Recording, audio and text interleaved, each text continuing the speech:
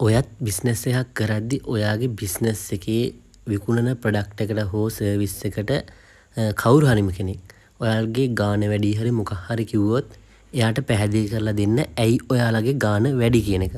මොකද ගොඩක් අය ගණන් නිසා ගොඩක් වෙලාවට සිත් තැවුලටපත් වෙනවා. ඒ කියන්නේ තමන්ගේ මිලට වෙන කවුරු හරි මොන හරි කිව්වොත් එහෙම. ඉතින් ඒක මේ හිත නරක කරගන්න ඕන කාරණාවක් නෙමෙයි. ඇත්තටම අපි මිලක් කරන්නේ බිස්නස් එකක් කරන්නේ අපිට ඒක පුළුවන් ලාභයක් තියාගෙන විකුණන්න ඕන හින්දා.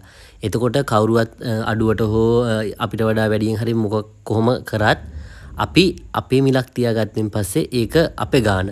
ඒකට කාටවත් මුකුත් කියන්න බෑ. හැබැයි අපි කියන මිලට කැමති පිරිසක් ඉන්නවා අනිවාර්යෙන්ම. එයාලා අපෙන් ගන්න. ඒ හින්දා ඔයාලා ඒ ගැන වොරි වෙන්න දෙයක් නැහැ. ගොඩක් කට්ටිය බිස්නස් කරන්න පටන් ගත්තට පස්සේ කරන්නේ තමන්ගේ සේල්ස් හදා ගන්න අනිත් කට්ටියට වඩා අඩුවට දෙනවා.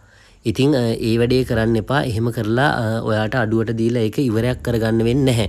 යම්කිසි දෙයකට යම්කිසි මිලක් නියම කරන්නේ ඒ කරන කෙනා ඒකට දරන එෆර්ට් එකට ඒකේ තියෙන වටිනාකමට ක්වොලිටි එකට දෙන සර්විස් එකට ඒ වගේ ගොඩක් දේවල් වලට තමයි මිලක් හදලා ඒ ප්‍රොඩක්ට් එක විකුණන්නේ. ඉතින් ඒ මිල ඇක්සෙප්ට් කරන්න බැරි නම් ඒකට කවුරුත් මොකුත් කියන්න අවශ්‍ය නැහැ. ඔයාලට පුළුවන් ඕන තරම් ඔප්ෂන් තියෙනවා. ඒ ඔප්ෂන් එකට ඔයාලට යන්න පුළුවන්.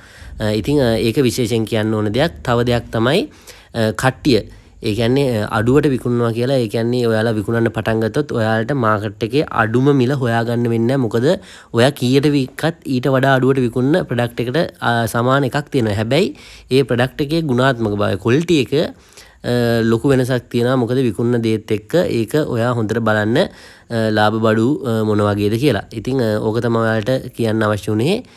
ප්ලේන් ටී ෂර්ට් ඕන නම් අපිට කතා කරන්න. අපි තමයි ඔන්ලයින් තොග කඩේ.